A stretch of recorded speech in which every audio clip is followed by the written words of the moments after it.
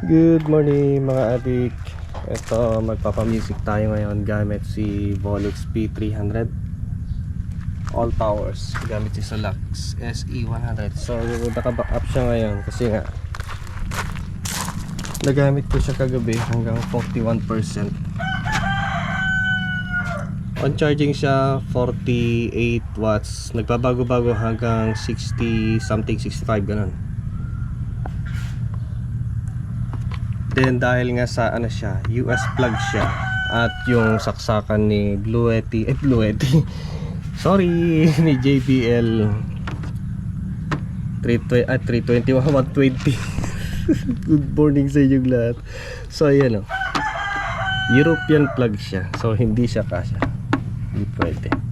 Ewan ko ba kay JBL din at ganito yung mga binibili. Tatlo to but mataba yung isa, ito payat. Siguro Asian to.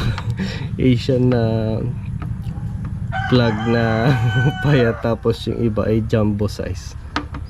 Ayan, siguro yan ay mix na Asian at Western.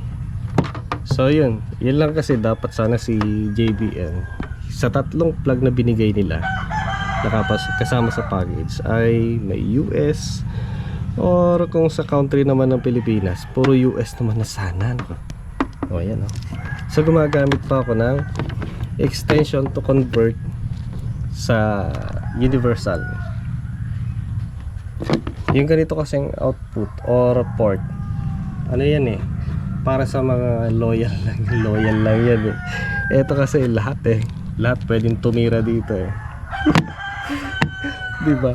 Kahit yung plug na ganito na pwede din sabihin loyal ginagawa natin pang universal yan. So wala nang loyal ngayon, convert na natin. Ito ang gusto kong palitan, kaya lang malaki yung mukha niya by universal na ganito kasi ano siya, maliit, so malapad siya. So saksak natin dito. Okay, so just like that. Then power on natin yung AC. Okay.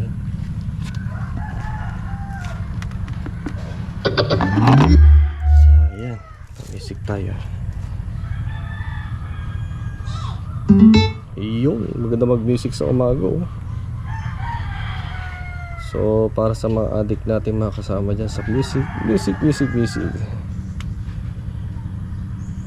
Ayan, so gamit natin si Volux P300 from all powers, 300 watts at yung kanya 100 watts na foldable solar panel. So music tayo.